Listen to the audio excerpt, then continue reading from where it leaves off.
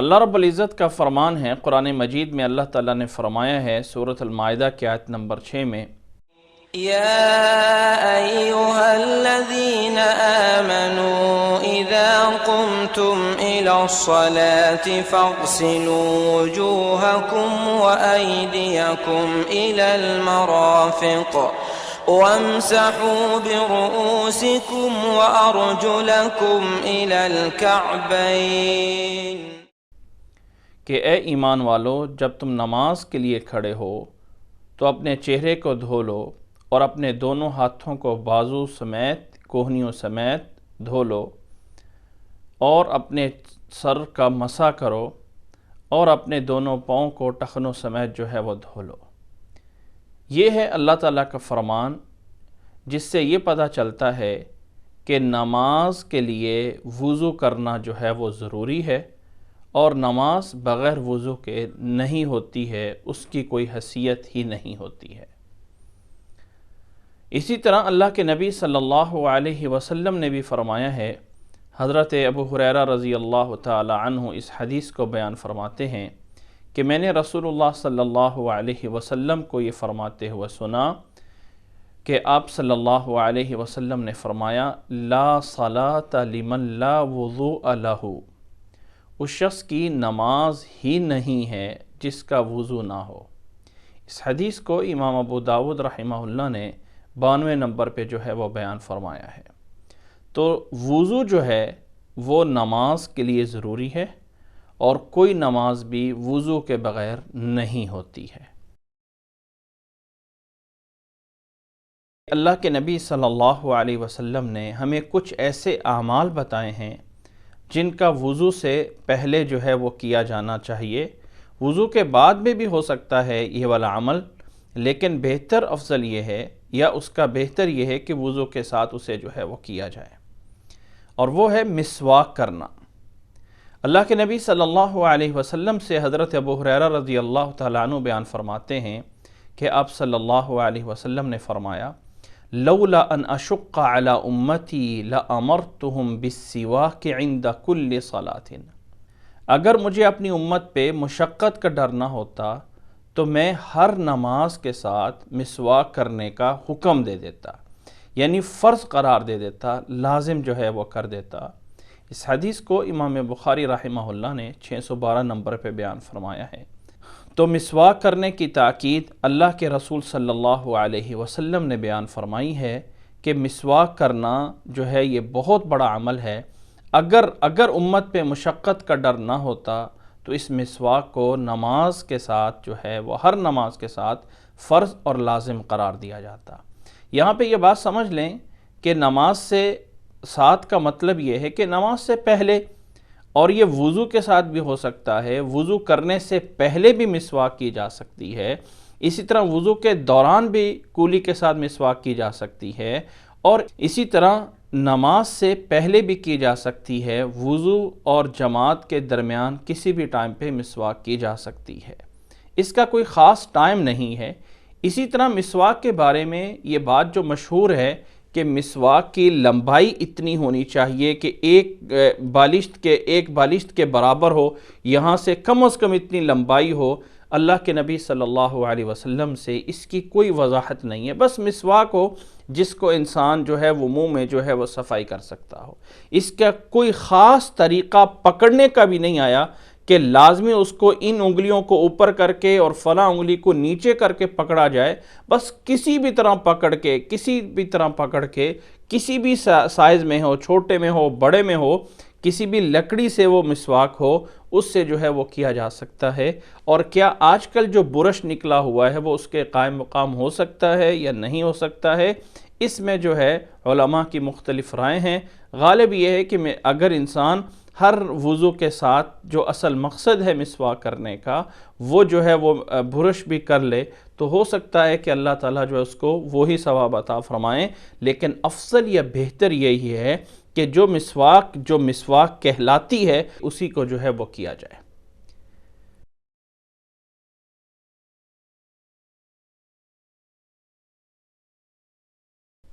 وضو سے پہلے اس مسئلے کا جاننا بھی ضروری ہے کہ اللہ کے نبی صلی اللہ علیہ وسلم ہر کام دائیں طرف سے کرتے تھے۔ حضرت عائشہ رضی اللہ تعالی عنہ فرماتی ہیں کہ کان النبی صلی اللہ علیہ وسلم یعجبہ التیمن فی تنعلہ وترجلہ وطہورہ وفی شأنہ کلہ، کہ اللہ کے نبی صلی اللہ علیہ وسلم کو دائیں طرف سے کام کرنا پسندیدہ تھا، اپنی جوتی پہننے میں، اسی طرح بالوں میں کنگھی کرنے میں، اور اسی طرح پاکیزگی حاصل کرنے میں، ہر چیز میں اللہ کے نبی صلی اللہ علیہ وسلم دائیں طرف سے جو ہے وہ کرتے تھے کام۔ اور اللہ کے نبی صلی اللہ علیہ وسلم نے اس کا حکم بھی دیا ہے کہ یہ وضو کے تمام اعضاء کو دائیں طرف سے جو ہے وہ دھونے کا حکم موجود ہے۔ اس لیے وضو کے اندر خاص طور پہ اور ہر کام میں انسان کو دائیں طرف سے جو ہے وہ کرنا ہے، پہلے دائیں والا بازو، پہلے دائیں والا اعضاء اور پھر بائیں والے اعضاء کو جو ہے وہ دھونا ہوتا ہے۔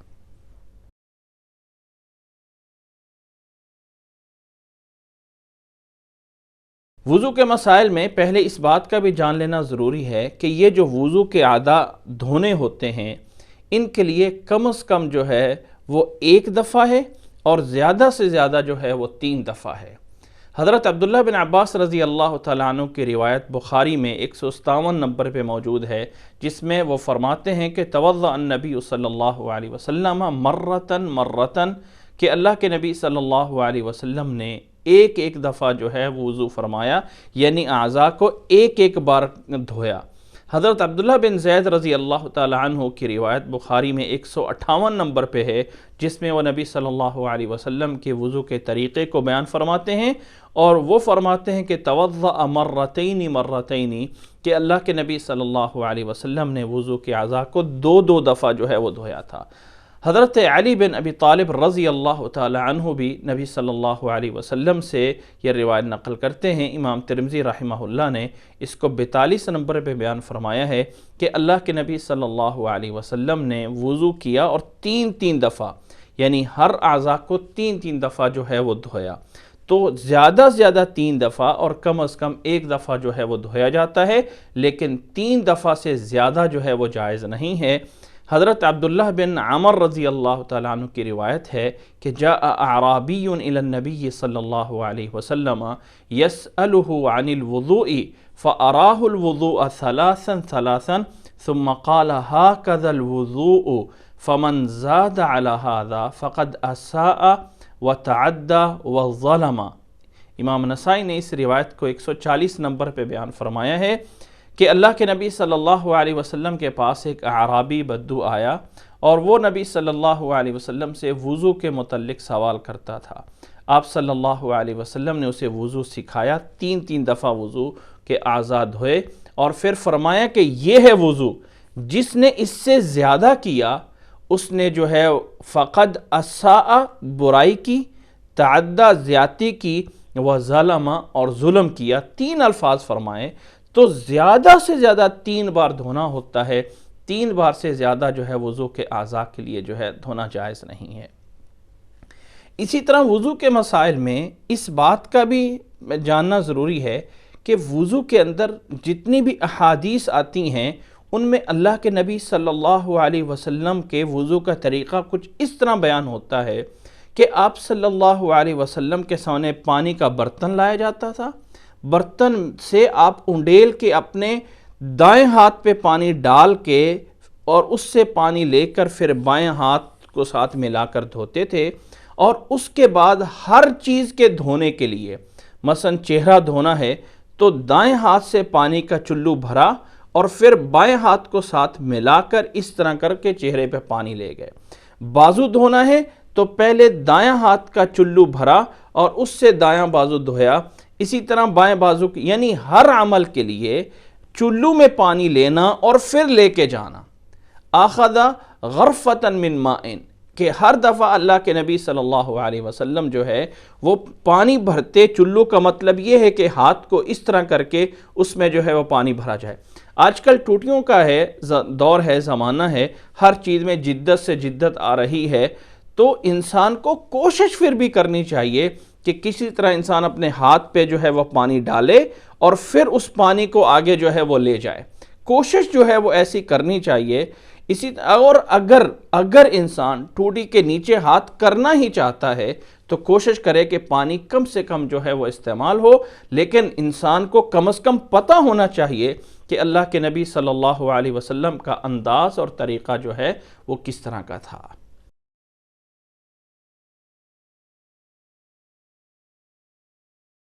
وضو کے طریقے میں سب سے پہلے جس چیز کا جاننا ضروری ہے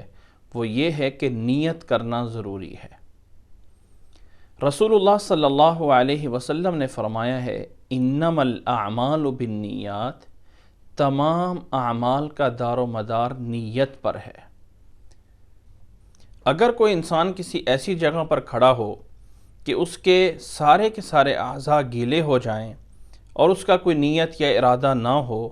تو اس کا وضو نہیں ہوتا ہے. اللہ کے نبی صلی اللہ علیہ وسلم کے اس فرمان کا مفہوم یہ ہے کہ ہر اعمال میں نیت جو ہے وہ شرط ہے، اس کے بغیر اس عمل کا کوئی وجود نہیں ہوتا ہے. اور نیت جو ہے یہ دل کے ارادے کا نام ہے، زبان سے کوئی الفاظ نہیں ادا کیے جاتے. صرف دل سے یہ ارادہ کرنا کہ یہ وضو میں نماز کے لیے کر رہا ہوں تاکہ میں نماز جو ہے وہ پڑھ سکوں، طہارت حاصل کر سکوں، اس ارادے کا نام نیت ہے، اس کے لیے کوئی الفاظ نہیں ہیں.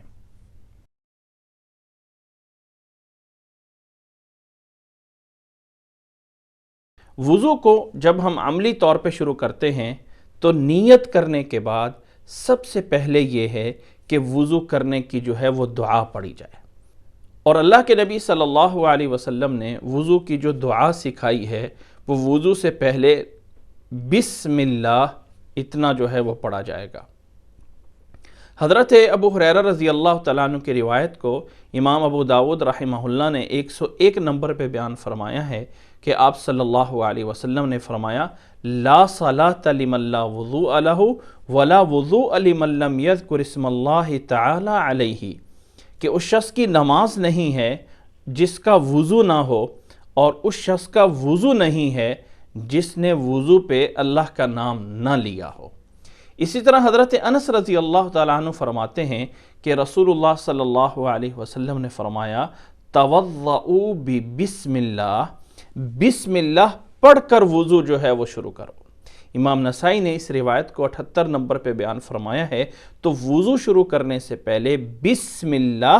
صرف اتنا پڑھنا ہے، اور یہ ضروری ہے، اللہ کے نبی صلی اللہ علیہ وسلم کا حکم ہے. اب ہم ہر چیز میں یہ فکس کریں کہ یہ سنت ہے، یہ نفل ہے، یہ فرض ہے، یہ چیزیں بہت مشکل ہوتی ہیں. اور جس چیزوں میں اللہ کے نبی صلی اللہ علیہ وسلم نے یہ تفریق نہ بیان کی ہو تو ہر ایک انسان اپنی طرف سے یہ پوائنٹ نہیں لگا سکتا کہ یہ فرض ہیں، یہ سنتیں ہیں. بس اتنا کافی ہے ایک مسلمان کے لیے کہ اللہ کے نبی صلی اللہ علیہ وسلم کا حکم ہے. تو وضو سے پہلے بسم اللہ کا پڑھنا ضروری ہے، اور صرف بسم اللہ پڑھا جائے گا، اس میں کسی چیز کا کوئی اضافہ جو ہے وہ نہیں کیا جائے گا. اور یہاں پہ یہ بات بھی سمجھ لیں کہ یہ شروع میں بسم اللہ ہے، اور وضو کے دوران کوئی بھی اللہ کے نبی صلی اللہ علیہ وسلم سے دعا ثابت نہیں ہے. شروع میں ہے اور آخر میں دعا ہے جو وضو کے آخر میں جا کے آئے گی. درمیان میں کوئی مسنون دعا اللہ کے نبی صلی اللہ علیہ وسلم سے موجود نہیں ہے، اور جو دعا عموماً بیان کی جاتی ہے وضو کے دوران بھی کوئی دعا ہے. اور بعض لوگوں نے ہر اعضاء کے دھونے وقت، ہاتھوں کے دھونے وقت یہ دعا پڑھی جائے، چہرے کے دھونے وقت یہ پڑھی جائے، کوئی ایسی دعا اللہ کے نبی صلی اللہ علیہ وسلم سے ثابت نہیں ہے. بس شروع میں بسم اللہ، اور وضو پورا کرنے کے بعد آخر میں جو ہے وہ دعا پڑھی جائے گی، وہ وضو کے بعد کی دعا ہے.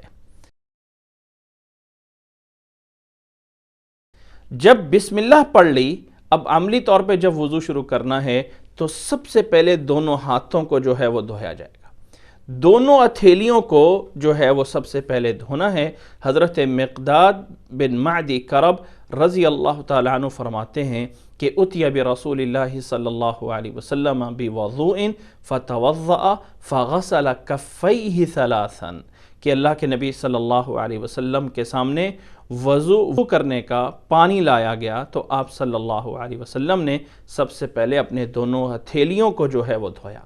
سب سے پہلے یہ دونوں ہتھیلیاں دھونی ہے، اور ہتھیلیاں ہاتھ انگلیوں سے لے کے گٹ، جسے ہم یہ کہتے ہیں جہاں ہاتھ کے بعد آگے کلائی شروع ہوتی ہے، اس جوڑ تک جو ہے وہ دونوں ہاتھوں کو اچھی طرح دھونا ہے، اور انگلیوں کے درمیان میں بھی پانی جو ہے وہ پوری طرح جو ہے وہ پہنچانا ہے۔ یہ ہاتھ دھونے کے بعد پھر آگے ہے کولی کرنا اور ناک میں پانی ڈالنا۔ اور وضو کرنے کے اندر جو کولی کرنا اور ناک میں پانی ڈالنے کا طریقہ ہے وہ کچھ اس طرح ہے کہ دائیں ہاتھ میں چلو پانی کا بھر کے لیا جائے گا، وہ آدھا پانی منہ میں ڈالا جائے گا اور منہ کو بند کر لیا جائے گا۔ دوسرا سٹیپ یہ ہے کہ باقی آدھا بچا پانی ناک کے ساتھ لگایا جائے گا، اور ناک سے پھر اس پانی کو کھینچا جائے گا اوپر، اور پھر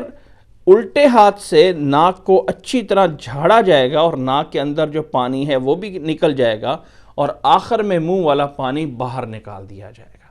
ایک ہی چلو پانی سے کولی بھی کی جائے گی اور اس سے ناک میں پانی بھی ڈالا جائے گا، الگ الگ نہیں، بلکہ نبی صلی اللہ علیہ وسلم سے جو اکثر روایات میں ثابت ہے وہ یہی طریقہ ہے۔ حضرت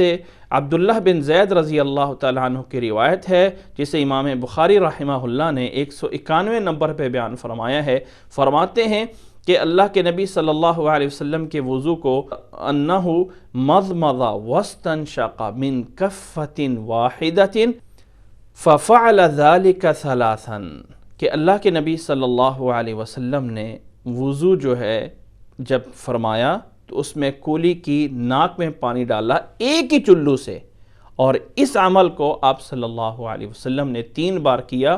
ثم قال ہاکذا وضوء رسول اللہ صلی اللہ علیہ وسلم، کہ اللہ کے نبی صلی اللہ علیہ وسلم کا وضو اس طرح تھا۔ حضرت عبداللہ بن عباس رضی اللہ تعالیٰ عنہ کی روایت ہے، جسے امام ابن ماجہ رحمہ اللہ نے 437 نمبر پہ بیان فرمایا ہے کہ ان رسول اللہ صلی اللہ علیہ وسلم مضمض واستنشق من غرفۃ واحدۃ، کہ اللہ کے نبی صلی اللہ علیہ وسلم نے کولی کی، ناک میں پانی ڈالا اور ایک ہی چلو سے یہ عمل کیا۔ حضرت علی رضی اللہ تعالیٰ عنہ کی حدیث، جسے امام ابن ماجہ رحمہ اللہ نے 438 نمبر پہ بیان فرمایا ہے، وہ بھی یہی فرماتے ہیں کہ ان رسول اللہ صلی اللہ علیہ وسلم توضأ فمضمض ثلاثا واستنشق ثلاثا من کف واحد، کہ اللہ کے نبی صلی اللہ علیہ وسلم نے وضو فرمایا، کولی کی 3 دفعہ، ناک میں پانی ڈالا 3 دفعہ، اور ایک ہی چلو سے جو ہے وہ یہ کیا۔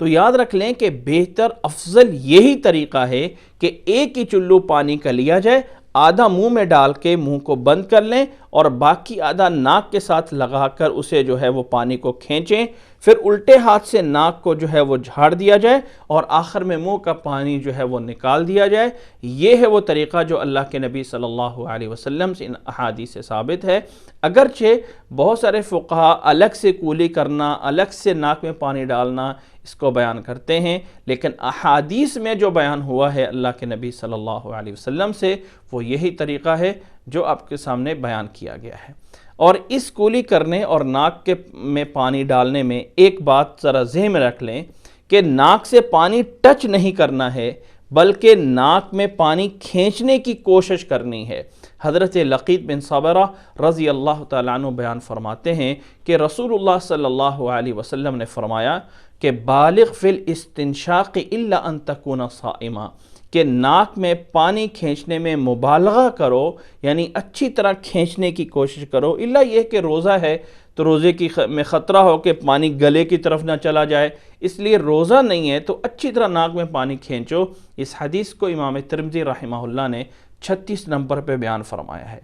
اسی طرح اللہ کے نبی صلی اللہ علیہ وسلم سے اس بات کا بھی ذہن میں رکھنا ضروری ہے کہ ناک کے ساتھ پانی کھینچنے کے بعد اس پانی کو جھاڑنا بھی اچھی طرح ہے۔ حضرت ابو ہریرہ رضی اللہ تعالیٰ عنہ کی روایت کہ اللہ کے نبی صلی اللہ علیہ وسلم نے فرمایا ہے من توضأ فلیستنثر، کہ جو بھی وضو کرے وہ اچھی طرح ناک کو جو ہے وہ جھاڑے۔ اس حدیث کو امام بخاری رحمہ اللہ نے 162 نمبر پہ جو ہے وہ بیان فرمایا ہے۔ کولی کرنا اور ناک میں پانی ڈالنے کے بعد چہرے کو جو ہے وہ دھویا جائے گا، اور چہرہ بالوں سے اوپر، جہاں سے پیشانی سے اوپر بال شروع ہوتے ہیں وہاں سے لے کے ٹھوڑی کے نیچے تک، اور ایک کان کے سے لے کے دوسرے کان کی لو تک کے درمیان کے حصے کو چہرہ کہا جاتا ہے۔ اور چہرے کے دھونے کا عملی طریقہ یہ ہے کہ دائیں ہاتھ میں پانی لیا جائے گا اور پھر اس کے ساتھ بایاں ہاتھ ساتھ ملا کر چہرے کے شروع میں جو ہے وہ ڈالا جائے گا، اور دونوں ہاتھوں سے اس پانی کو پھیلا کر پورے چہرے پہ جو ہے وہ پھیلایا جائے گا، اور یہ عمل 3 بار جو ہے وہ کیا جائے گا، اور یہ ہے وہ چہرے کا دھونا جس کا حکم اللہ تعالیٰ نے قرآن مجید میں عطا فرمایا ہے۔ يا أيها الذين آمنوا إذا قمتم إلى الصلاة فاغسلوا وجوهكم وأيديكم إلى المرافق وامسحوا برؤوسكم وأرجلكم إلى الكعبين۔ کہ اے ایمان والو، جب نماز کے لیے کھڑے ہو تو اپنے چہرے کو دھو لو۔ سورۃ مائدہ کی آیت نمبر 6 ہے۔ اسی طرح حضرت مغیرہ بن شعبہ رضی اللہ تعالیٰ عنہ کی روایت ہے، متفق علیہ، بخاری اور مسلم میں موجود ہے کہ توضأ رسول اللہ صلی اللہ علیہ وسلم فمضمض واستنشق وغسل وجہہ، کہ اللہ کے نبی صلی اللہ علیہ وسلم نے وضو فرمایا، سب سے پہلے یعنی وضو کرنے کے بعد جب کولی کی، ناک میں پانی ڈالا، تو پھر اپنے چہرے کو جو ہے دھویا تھا۔ چہرے کو دھویا جائے گا، اور یہاں پہ ایک بات اور بھی سمجھ لیں کہ جو چیز دھونی ہوتی ہے، یہاں دھونے کی گنتی مراد ہوتی ہے، یعنی 1 دفعہ دھونا ہے یا 2 دفعہ دھونا ہے یا 3 دفعہ دھونا ہے، پانی لے جانا مقصود نہیں ہوتا ہے۔ اگر ایک انسان پانی لے گیا اور چہرے کے آدھے حصے پہ پانی لگ گیا ہے، باقی حصے پہ پانی نہیں پہنچا ہے، اس نے دوبارہ دونوں ہاتھوں میں پانی لے گیا، اب پورے چہرے پہ پانی پہنچ گیا ہے، تو پانی لے کے 2 دفعہ میں گیا ہے، چہرہ پورا جو ہے وہ تب جا کے گیلا ہوا ہے، تو یہ 1 دھونا شمار ہوگا، 2 دھونے شمار نہیں ہو جائیں گے۔ تو پانی کے لے جانے کی تعداد مقصود نہیں ہوتی ہے، ہمیشہ دھونے کی تعداد جو ہے وہ کاؤنٹ ہوتی ہے کہ اس نے کتنی بار جو ہے اس چہرے کو جو ہے وہ دھویا ہے، یا جس اعضاء کو بھی دھویا ہے۔ یہ ہے اللہ کے نبی صلی اللہ علیہ وسلم سے چہرہ دھونے کا طریقہ۔ اور چہرے دھونے میں اس بات کو بھی سمجھ لیں کہ اللہ تعالی ہم سب کو داڑھی رکھنے کی توفیق عطا فرمائے، تمام مسلمان مردوں کو، جس کا حکم اللہ کے نبی صلی اللہ علیہ وسلم نے دیا ہوا ہے، تو داڑھی کا خلال کیا جائے گا۔ حضرت انس رضی اللہ تعالیٰ عنہ کی حدیث ہے، جسے امام ابو داود رحمہ اللہ نے 124 نمبر پہ بیان فرمایا ہے کہ ان رسول اللہ صلی اللہ علیہ وسلم کان اذا توضأ اخذ کفا من ماء فادخلہ تحت حنکہ فخلل به لحیتہ وقال هكذا امرنی ربی عز وجل، کہ اللہ کے نبی صلی اللہ علیہ وسلم جب وضو فرماتے تو ایک چلو کا پانی کا لیتے اور اپنی داڑھی کے نیچے اسے جو ہے وہ ڈالتے، اور پھر انگلیوں سے جو ہے اسے خلال کرتے۔ یاد رکھ لیں کہ اگر کسی انسان کی داڑھی ایسی ہے کہ ہلکی سی داڑھی ہے جس میں انسان کے جلد کا کلر رنگ جو ہے وہ نظر آ رہا ہے، تو اچھی طرح دھویا جائے گا تاکہ تمام چہرے پہ اندر تک پانی پہنچ جائے۔ لیکن اگر داڑھی گھنی ہے، داڑھی کے اندر سے وہ جلد کے بال نظر نہیں آتے ہیں، تو اوپر سے دھو لیا جائے گا، اور پانی کا چلو لے کے اس داڑھی کے اندر ڈال کر انگلیوں سے خلال کیا جائے گا، باہر سے بھی اندر سے بھی۔ یہ ہے اللہ کے نبی صلی اللہ علیہ وسلم کا چہرہ پوری طرح دھونے کا طریقہ اور اس داڑھی میں خلال کرنے کا طریقہ۔ چہرہ دھو کر داڑھی میں خلال کر کے پھر جو ہے وہ بازو پورے جو ہے وہ دھونے ہیں۔ اللہ تعالیٰ کا فرمان ہے سورۃ مائدہ کی آیت نمبر 6 میں، يا أيها الذين آمنوا إذا قمتم إلى الصلاة فاغسلوا وجوهكم وأيديكم إلى المرافق وامسحوا برؤوسكم وأرجلكم إلى الكعبين۔ یا ایھا الذین آمنوا اذا قمتم الی الصلاۃ فاغسلوا وجوہکم وایدیکم الی المرافق، یہ سمیت جو ہے وہ دھو لو۔ تو چہرہ دھونے کے بعد پھر بازو کو پوری طرح جو ہے وہ دھویا جائے گا، اور اس کے دھونے میں بھی یہ طریقہ ذہن میں رکھ لیں کہ دائیں ہاتھ سے چلو پانی کا لیں اور اس کو اوپر کر کے بازو پہ پانی ڈال کے اور بائیں ہاتھ سے پوری طرح مل لیا جائے کہ کوئی جگہ بھی جو ہے وہ خالی نہ رہے۔ یہ ہے اللہ کے نبی صلی اللہ علیہ وسلم سے بازو دھونے کا جو صحیح طریقہ ہوتا ہے کہ چلو پانی کا لے کے اس کو جو ہے وہ اپنے بازو پہ ڈالا اور اس سے جو ہے وہ مل کے کوئی جگہ جو ہے وہ خشک جو ہے وہ نہیں رہنی چاہیے۔ حضرت عبداللہ بن عباس رضی اللہ تعالیٰ عنہ کی روایت ہے جسے امام بخاری رحمہ اللہ نے 140 نمبر پہ بیان فرمایا ہے کہ ثم اخذ غرفة من ماء فغسل بها يده اليمنى ثم اخذ غرفة من ماء فغسل بها يده اليسرى، کہ اللہ کے نبی صلی اللہ علیہ وسلم نے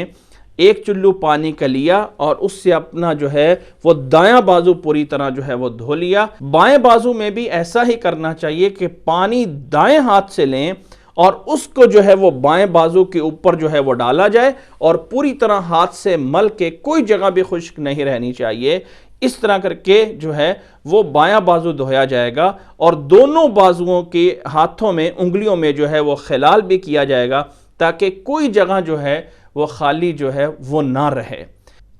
اور بازو دھونے میں اس بات کا بھی ذہن میں رکھنا ضروری ہے کہ بازو کو پوری جگہ پہ دھویا جائے گا، کوئی بال کے برابر بھی جگہ خشک نہیں رہنی چاہیے۔ یہ کوہنیاں جو ہیں یہ دھونے کا حصہ ہیں۔ قرآن مجید میں الی المرفقین کے الفاظ بولے گئے، کوئی جگہ خشک نہیں رہنی چاہیے۔ اگر بازو تنگ ہے تو اسے جو ہے وہ کسی طریقے سے کپڑے کو پیچھے کیا جائے، ہر صورت میں پورے بازو پہ پانی پہنچانا ضروری ہوتا ہے۔ حضرت مغیرہ بن شعبہ رضی اللہ تعالی عنہ اللہ کے نبی صلی اللہ علیہ وسلم کے وضو کو بخاری اور مسلم کی متفق علیہ روایت میں جو ہے وہ نقل کرتے ہیں کہ اللہ کے نبی صلی اللہ علیہ وسلم نے وضو فرمایا وغسل وجهه فذهب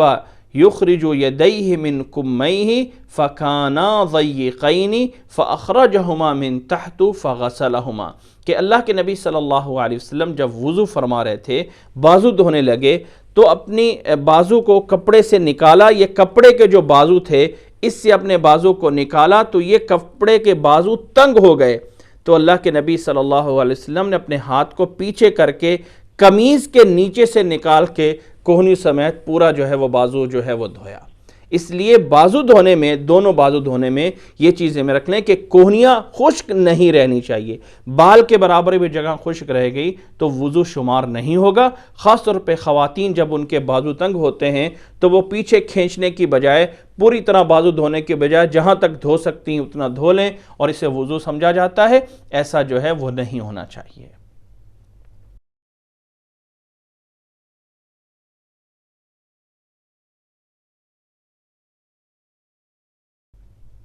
کا حکم بھی اللہ تعالیٰ نے قرآن مجید میں ارشاد فرمایا ہے سورۃ مائدہ کی آیت نمبر 6 میں، یا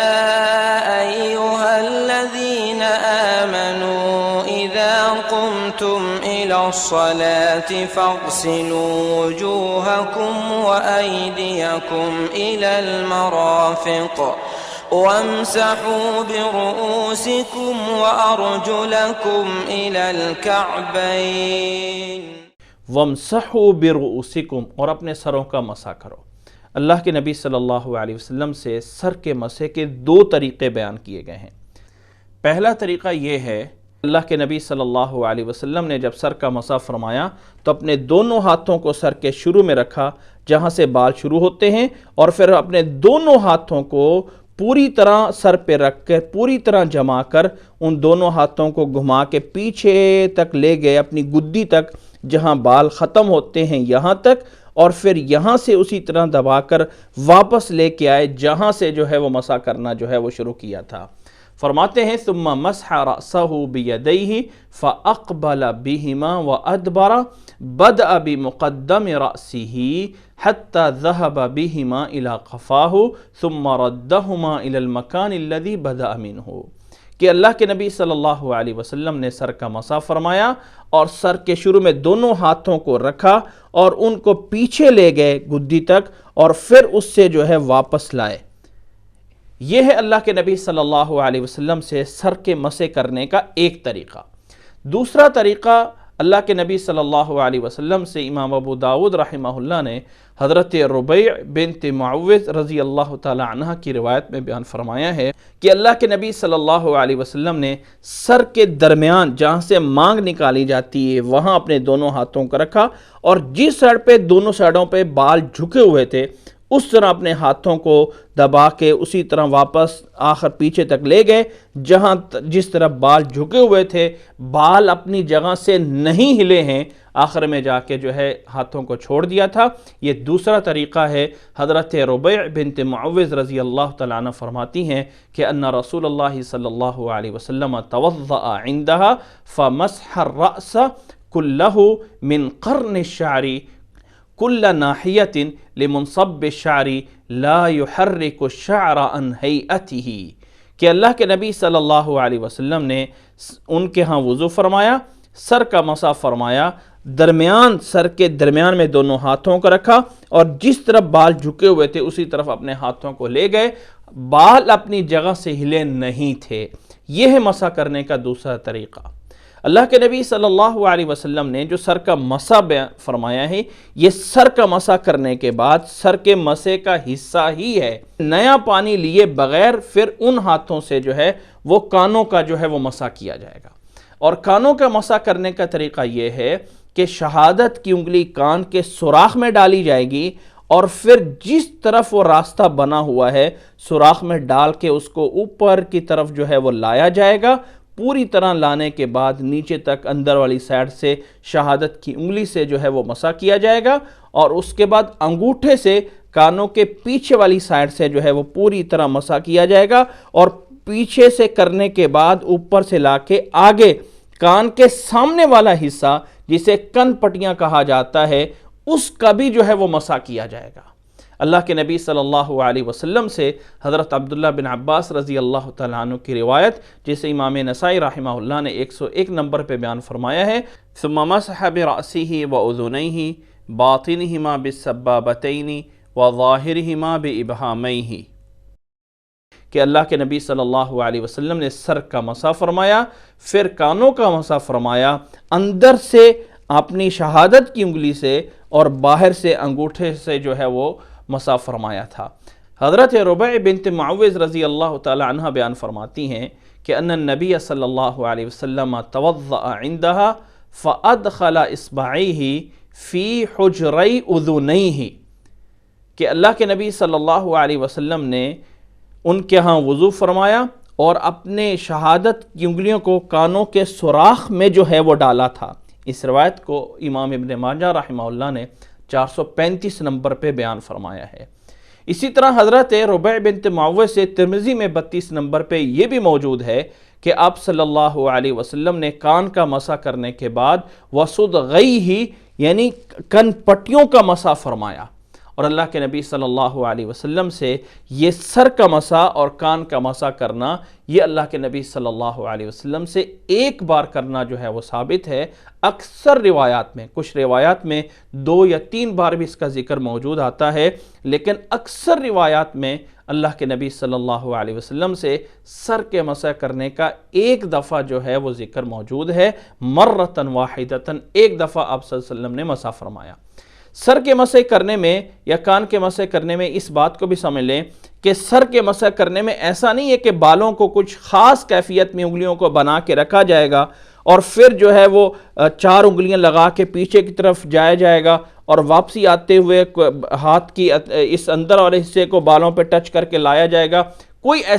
ایسی کیفیت اللہ کے نبی صلی اللہ علیہ وسلم سے ثابت نہیں ہے، وہی صرف بیان کیا گیا جو یہاں پہ بیان ہوا ہے کہ یہ ہے طریقہ اللہ کے نبی صلی اللہ علیہ وسلم سے مسح کرنے کا۔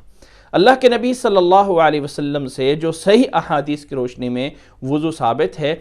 وہ صرف اتنا ہے، اللہ کے نبی صلی اللہ علیہ وسلم سے اس سر کے مسح میں گردن کا مسح کرنا کہیں بھی کسی بھی صحیح روایت میں موجود نہیں ہے۔ صرف سر کا مسح کیا جائے گا اور بعد میں کانوں کا اس طرح کر کے جو ہے وہ مسح کیا جائے گا۔ گردن کا مسح کرنا اللہ کے نبی صلی اللہ علیہ وسلم سے کہیں بھی کسی صحیح روایت میں موجود نہیں ہے۔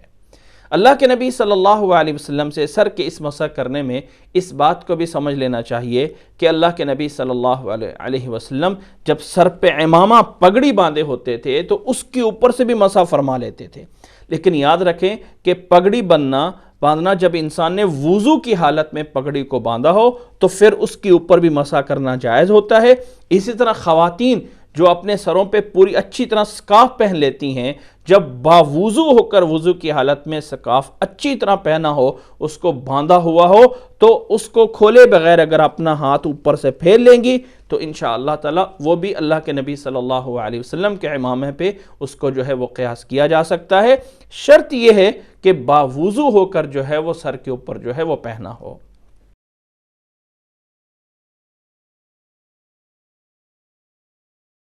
سر کا مسح کرنے کے بعد آگے جو ہے وہ اللہ تعالیٰ کا قرآن مجید میں فرمان ہے، یا ایہا الذین آمنوا اذا قمتم الى الصلاة فاغسلوا وجوہکم وایدیکم الى المرافق وامسحوا برؤوسکم وارجلکم الى الکعبین۔ کہ اے ایمان والو، جب نماز کے لیے کھڑے ہو جاؤ تو اپنے چہرے کو دھو لو اور اپنے دونوں بازوؤں کو کوہنیوں سمیت جو ہے وہ دھو لو۔ وَامْسَحُوا بِرُؤُوسِكُمْ وَأَرْجُلَكُمْ إِلَى الْكَعْبَيْن، سروں کو جو ہے مسح کرو اور اپنے دونوں قدمین کو، دونوں اپنے جو ہے وہ پاؤں کو ٹخنوں سمیت جو ہے وہ دھو لو۔ تو پھر اس کے بعد پاؤں کو جو ہے وہ دھویا جائے گا۔ اس میں بھی بہتر طریقہ یہ ہے کہ دائیں ہاتھ سے پانی چلو لیا جائے اور پھر تھوڑا تھوڑا کر کے پاؤں کے اوپر ڈال کے اس کو جو ہے وہ دھویا جائے۔ بہتر افضل یہی طریقہ ہے۔ اور اس پاؤں کے دھونے میں اللہ کے نبی صلی اللہ علیہ وسلم سے یہ بات بھی ذہن میں رکھ لیں کہ اللہ کے نبی صلی اللہ علیہ وسلم اپنے انگلیوں میں جو ہے وہ خلال کرتے تھے۔ حضرت مستورد بن شداد رضی اللہ تعالی عنہ سے روایت ہے، امام ابو داود رحمہ اللہ نے 148 نمبر پہ اس روایت کو بیان فرمایا ہے کہ میں نے اللہ کے نبی صلی اللہ علیہ وسلم کو وضو کرتے ہوئے دیکھا تو آپ صلی اللہ علیہ وسلم اپنی پاؤں کی انگلیوں میں اپنی چھوٹی اس انگلی سے جو ہے وہ خلال فرما رہے تھے تاکہ پاؤں کی انگلیوں کے درمیان میں جو ہے وہ پانی پہنچ جائے۔ اس لیے بہتر طریقہ یہ ہے کہ دائیں ہاتھ سے چلو میں پانی لیں اور اس کو تھوڑا تھوڑا کر کے پاؤں پہ ڈالیں اور پھر جو ہے اس چھوٹی انگلی سے خلال کیا جائے اور پورے پاؤں کو اچھی طرح جو ہے وہ دھویا جائے۔ کوئی جگہ اس میں خشک جو ہے وہ نہیں رہنی چاہیے، اور اگر کسی وجہ سے ٹوٹی کے نیچے کر کے بھی دھونا پڑے تو کوشش کریں کہ پانی کم سے کم جو ہے وہ لیا جائے اور کم سے کم پانی میں جو ہے پاؤں کو ہے جو دھویا جائے۔ ٹخنوں سمیت دھونا ہے اور کوئی جگہ جو ہے اس میں خشک جو ہے وہ نہیں رہنی چاہیے۔ پہلے دایاں پاؤں جو ہے وہ دھویا جائے گا اور اس کے بعد پھر جو ہے وہ بایاں پاؤں جو ہے وہ دھویا جائے گا۔ جب پاؤں دھو لیے جائیں گے تو یہاں آ کے وضو پورا ہو جائے گا۔ اور اس پاؤں دھونے میں یاد رکھیں نبی صلی اللہ علیہ وسلم کی اس حدیث کو حضرت عبداللہ بن عمر رضی اللہ تعالیٰ عنہ بیان فرماتے ہیں کہ آپ صلی اللہ علیہ وسلم نے فرمایا وَيْلٌ لِّلْأَعْقَابِ مِنَ النَّارِ، کہ اللہ کے نبی صلی اللہ علیہ وسلم نے صحابہ کو دور سے سفر میں دیکھا کہ جلدی میں وضو فرما رہے تھے اور پاؤں کی کچھ جگہ خشک رہ رہی تھی، تو فرمایا ایڑیوں کا وہ حصہ ہلاکت آگ میں جائے گا جو وضو کرنے میں خشک رہ جائے گا۔ وَيْلٌ لِّلْأَعْقَابِ مِنَ النَّارِ وَيْلٌ لِّلْأَعْقَابِ مِنَ النَّارِ وَيْلٌ لِّلْأَعْقَابِ مِنَ النَّارِ۔ اس لیے پاؤں کو اچھی طرح جو ہے وہ دھویا جائے گا، اور یہاں آ کر وضو کا عملی طریقہ یعنی عملاً جو وضو کرنا ہے وہ یہاں آ کے پورا ہو جائے گا۔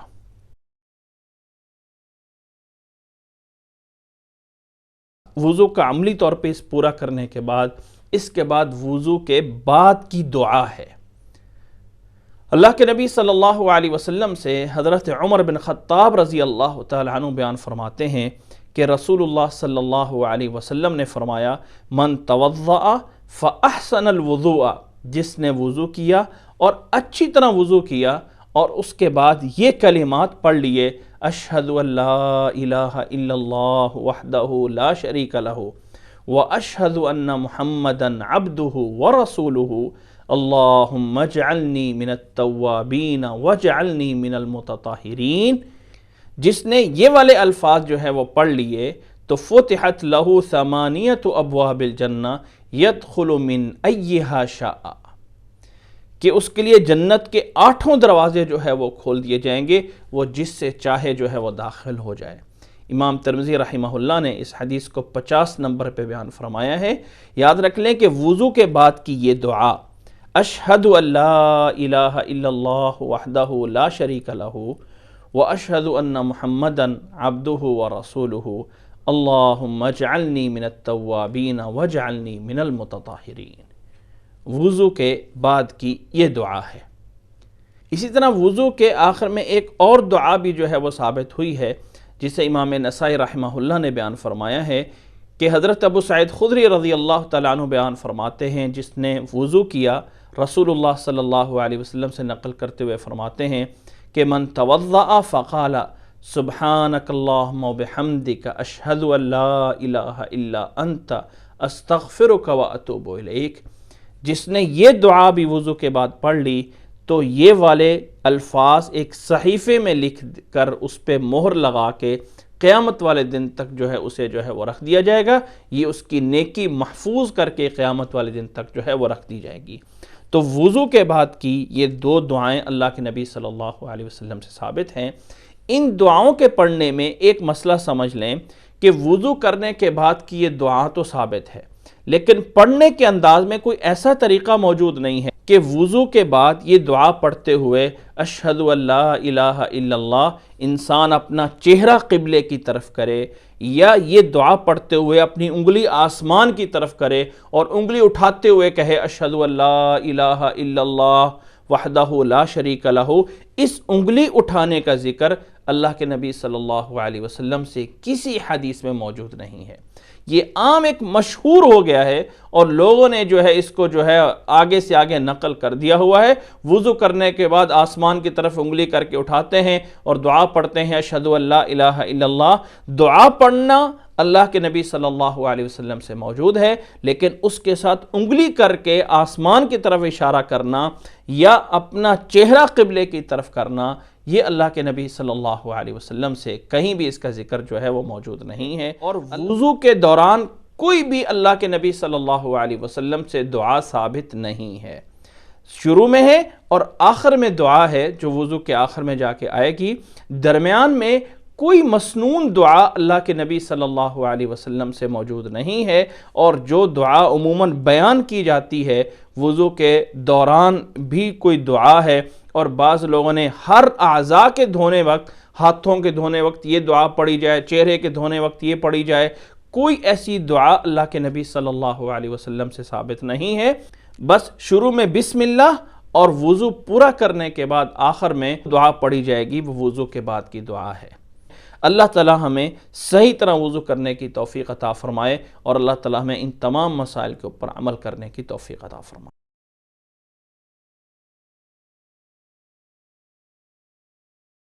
وضو مکمل کر لینے کے بعد شریعت اسلامی میں اس بات کی اجازت ہے کہ انسان اپنے ہاتھ، چہرہ یا جسم کے جو بھی اعضاء گیلے ہیں اسے کسی کپڑے وغیرہ سے یا ٹیشو وغیرہ سے صاف کر سکتا ہے۔ حضرت عائشہ رضی اللہ تعالی عنہ فرماتی ہیں کان لرسول اللہ صلی اللہ علیہ وسلم خرقۃ ینشف بہا بعد الوضوء۔ اس روایت کو امام ترمذی رحمہ اللہ نے 48 نمبر پہ بیان فرمایا ہے کہ اللہ کے نبی صلی اللہ علیہ وسلم کے پاس ایک کپڑا تھا جس کے ذریعے اللہ کے نبی صلی اللہ علیہ وسلم وضو کے بعد اپنے اعضاء کو صاف کیا کرتے تھے۔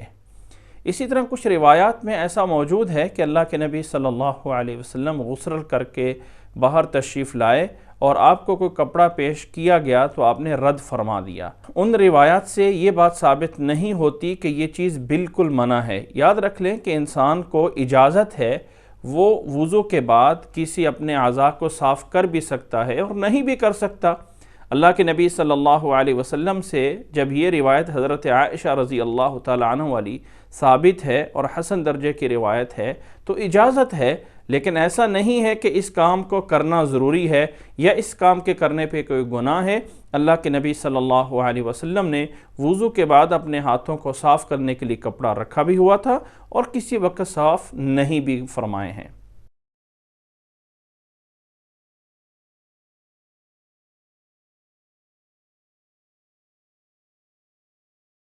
اسی طرح وضو کے مسائل میں اس بات کا جاننا بھی ضروری ہے کہ اللہ رب العزت نے اپنے نبی صلی اللہ علیہ وسلم کے ذریعے ہمیں ایک رخصت عطا فرمائی ہے کہ وضو میں جہاں پاؤں کا دھونا ضروری ہے وہیں پاؤں پر اگر کوئی موزے وغیرہ پہنے ہوں تو اس پہ مسح کرنا بھی جائز ہے۔ یاد رکھ لیں کہ پاؤں پہ مسح کرنا جائز ہے، لیکن اس کی چند ایک شرائط ہیں۔ پہلی شرط تو یہ ہے کہ انسان نے باوضو ہونے کی حالت میں اپنے پاؤں کے اوپر موزہ وغیرہ جو ہے وہ چڑھایا ہو۔ عربی میں لفظ خف کہا جاتا ہے چمڑے کے وہ موزے جو ٹخنوں سے اوپر تک جو ہے وہ چڑھائے جاتے ہیں، اسے موزے کہا جاتا ہے۔ اسی طرح عربی میں لفظ جورب بھی اسی معنی میں استعمال ہوتا ہے، لفافت الرجلی، یعنی پاؤں کے اوپر چڑھانے کی ایک چیز،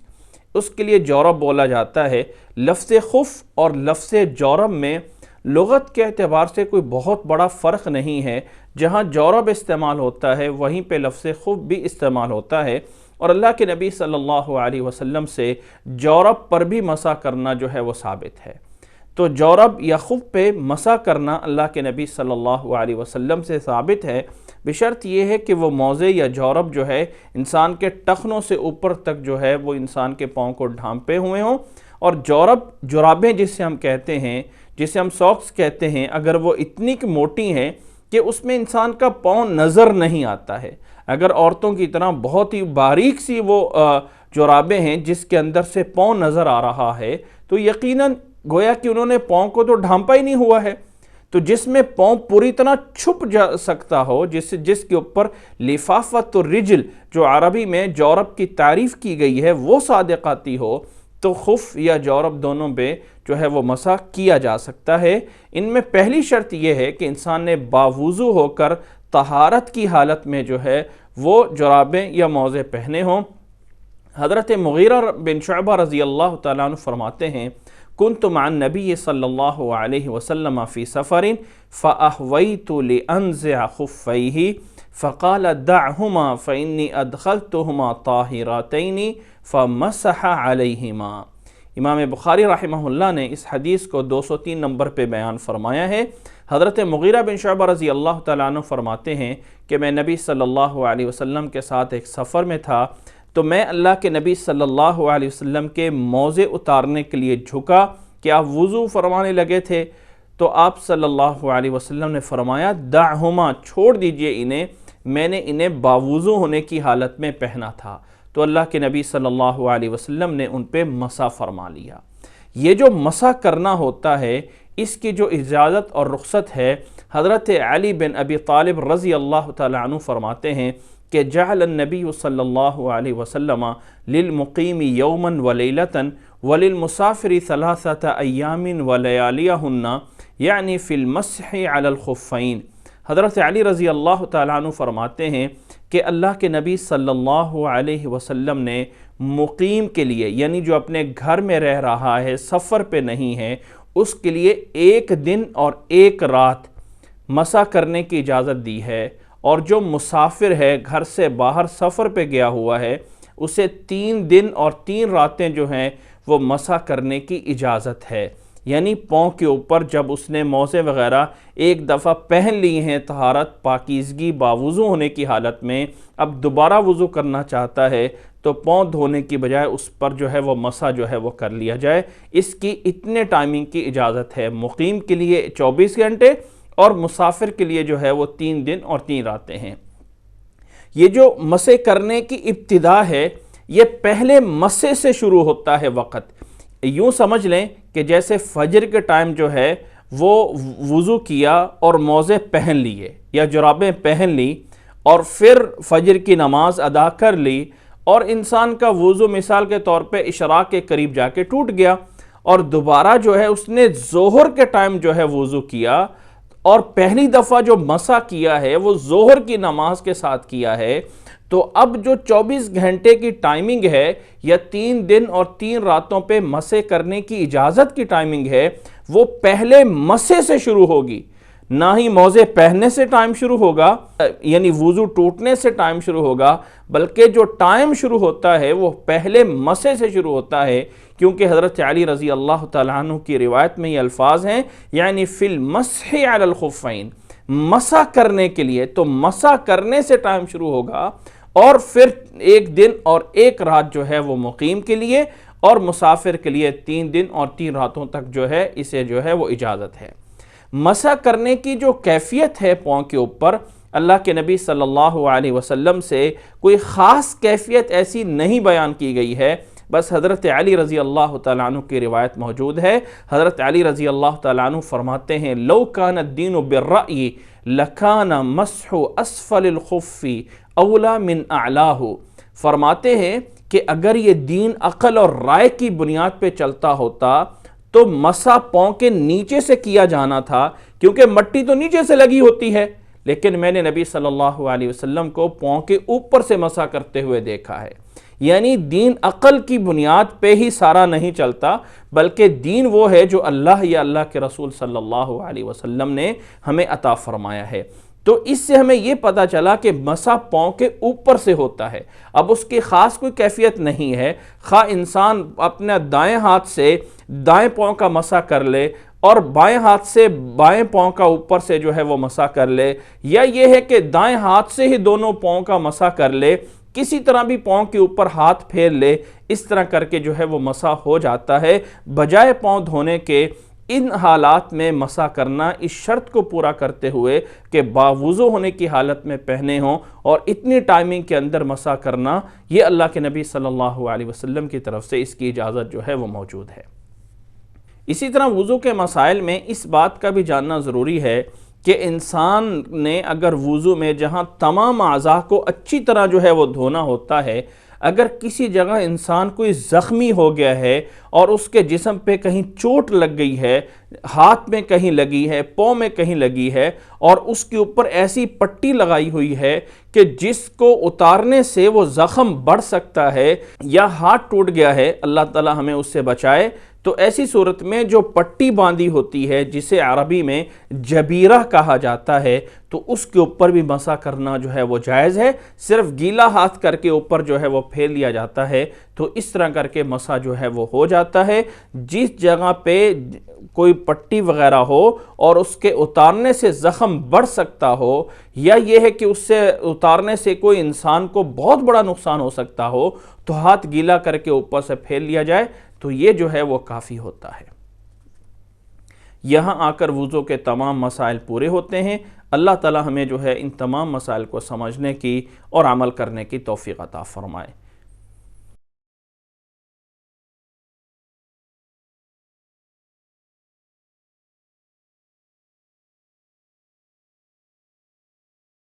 نواقض الوضو یعنی وہ چیزیں جن کی وجہ سے وضو جو ہے وہ ٹوٹ جاتا ہے۔ نواقض الوضو میں سب سے پہلی چیز جو ہے انسان کا کسی طرح بھی انسان کے پیشاب یا پخانہ وغیرہ جو ہے وہ آ جانا، اس سے جو ہے انسان کا وضو جو ہے وہ ٹوٹ جاتا ہے۔ اللہ تعالیٰ نے فرمایا ہے قرآن مجید میں سورۃ المائدہ کی آیت نمبر 6 میں او جاء احد منکم من الغائط، تو غائط کا مطلب یہ ہے کہ انسان اپنی قضائے حاجت کو گیا ہو، قضائے حاجت کی طرف گیا ہو، تو اس سے وضو جو ہے وہ ٹوٹ جاتا ہے۔ اسی طرح وضو کے ٹوٹنے کے اسباب میں دوسرا سبب ہے کہ انسان کی ہوا خارج ہو جائے، تو اس سے وضو جو ہے وہ ٹوٹ جاتا ہے۔ حضرت ابو ہریرہ رضی اللہ تعالیٰ عنہ فرماتے ہیں کہ رسول اللہ صلی اللہ علیہ وسلم نے فرمایا ہے لا يقبل اللہ صلاة احدکم اذا احدث حتی یتوضأ، کہ اللہ کے رسول صلی اللہ علیہ وسلم نے فرمایا کہ اللہ اس شخص کی نماز قبول نہیں کرتا ہے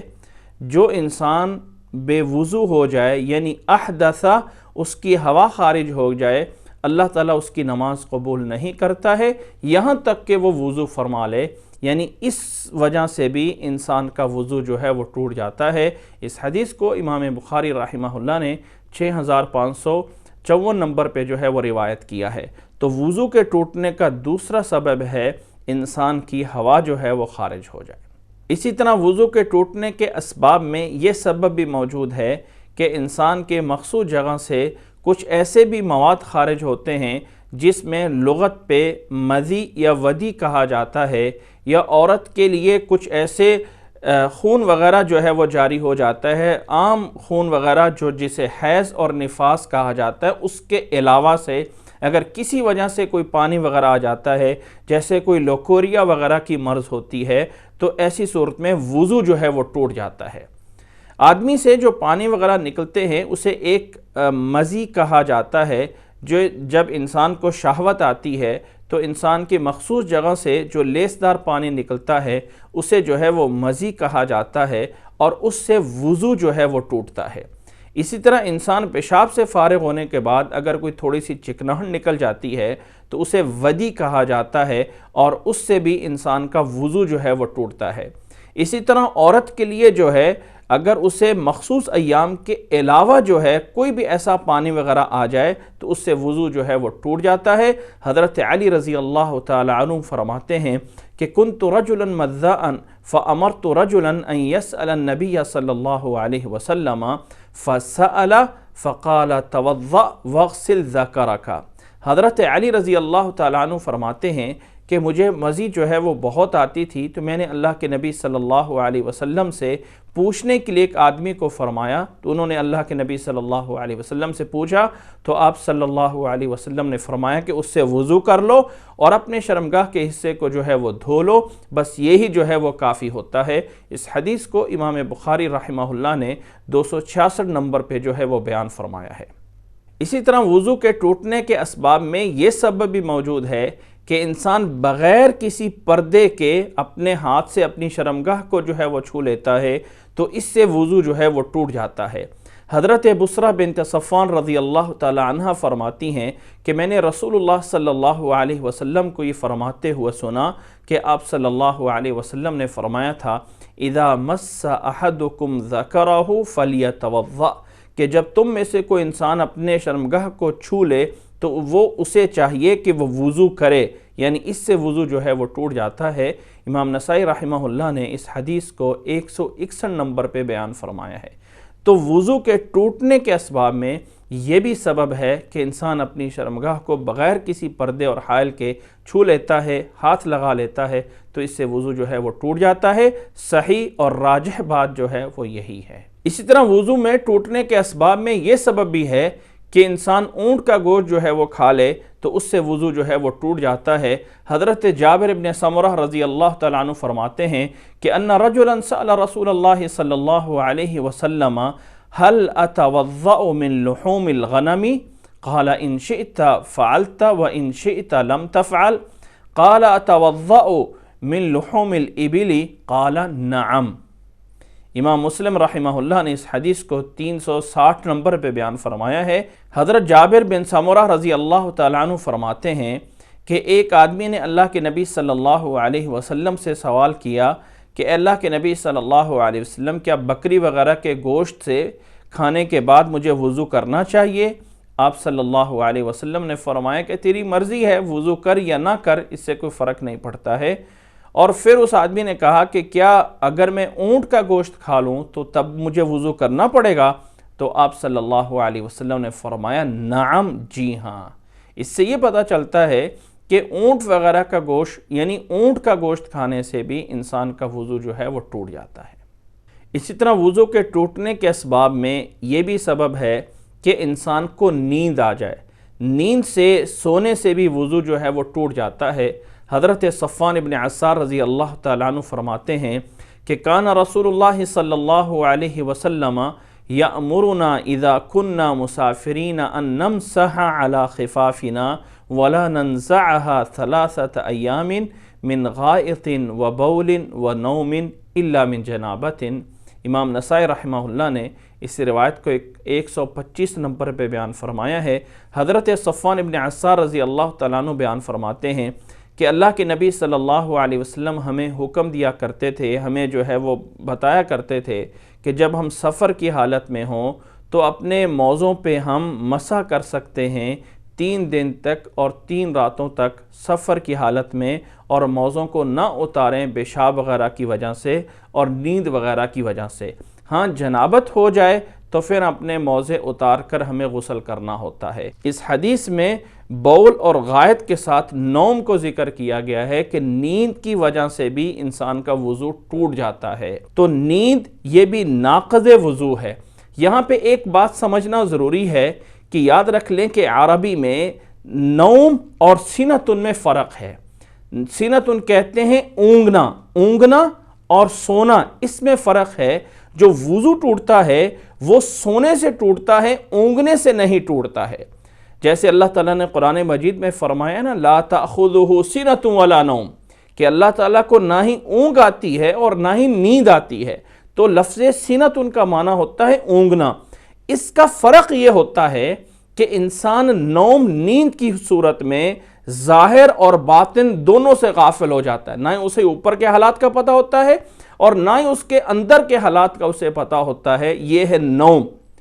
اور سینتن اونگنا یہ ہوتا ہے کہ انسان اپنے اندر سے تو غافل ہو جاتا ہے لیکن باہر کی چیزوں کو دیکھ رہا ہوتا ہے یا محسوس کر رہا ہوتا ہے۔ جو انسان اونگ رہا ہو، آپ خاموشی سے اس کے پاس جا کے کھڑے ہو جائیں تو اس کو پتہ چل جائے گا کہ اس کے پاس کوئی آدمی آ کے کھڑا ہو گیا ہے، تو اسے اونگنا کہتے ہیں۔ اونگنے سے وضو نہیں ٹوٹتا ہے، لیکن سونے کے سے جس سے انسان اندر باہر سے غافل پوری طرح ہو جائے، اس سونے سے وضو ٹوٹ جاتا ہے۔ اور یہاں پہ یہ بھی بات سمجھ لیں کہ عموماً مشہور ہے کہ اگر انسان بیٹھ کر سوئے تو وضو نہیں ٹوٹتا ہے، اور لیٹ کر یا ٹیک لگا کر سوئے تو تب جا کے وضو ٹوٹتا ہے۔ یاد رکھ لیں کہ اس بات کے لیے کوئی ٹھوس دلیلیں نہیں ہیں۔ اللہ کے نبی صلی اللہ علیہ وسلم سے یہی راجح بات ہے کہ نوم نیند کسی صورت میں بھی آ جائے، خواہ وہ بیٹھے ہونے کی حالت میں آ جائے، خواہ وہ لیٹے ہونے کی حالت میں آ جائے، خواہ وہ کھڑے ہونے کی حالت میں آ جائے، جسے نیند کہا جاتا ہے،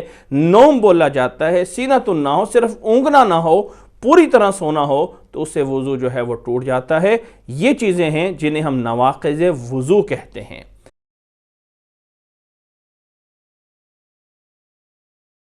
اسی طرح وضو کے مسائل میں اس بات کا بھی جاننا ضروری ہے کہ کچھ ایسی چیزیں ہیں جنہیں ہم سمجھتے ہیں کہ شاید ان سے وضو ٹوٹتا ہے، حالانکہ ان سے وضو نہیں ٹوٹتا ہوتا، جن میں پہلی چیز یہ ہے کہ انسان کے جسم سے کسی جگہ سے بھی کوئی خون خارج ہو جائے، خون نکل جائے، بلڈ نکل جائے، تو اس سے وضو نہیں ٹوٹتا ہے۔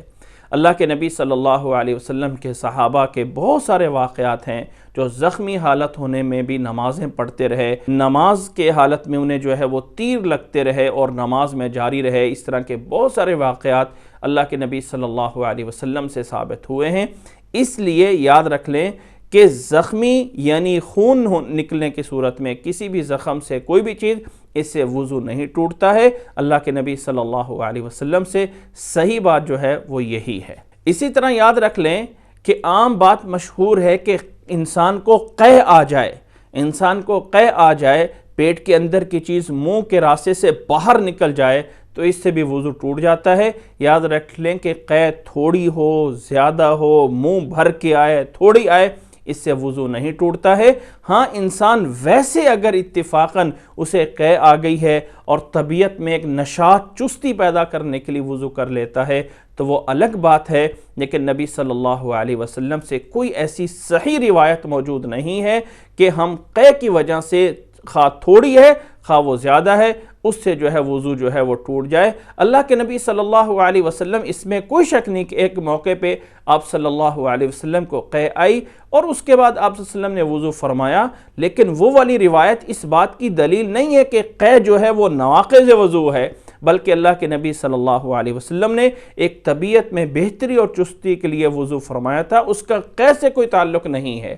اس لیے قے آنے کی وجہ سے تھوڑی ہے، زیادہ ہے، کسی بھی صورت میں ہے، اس سے وضو نہیں ٹوٹتا ہے۔ اللہ تعالیٰ ہمیں ان تمام مسائل کو سمجھنے کی اور عمل کرنے کی توفیق عطا فرمائے۔ جزاکم اللہ احسن الجزا وآخر دعوانا ان الحمد للہ رب العالمین۔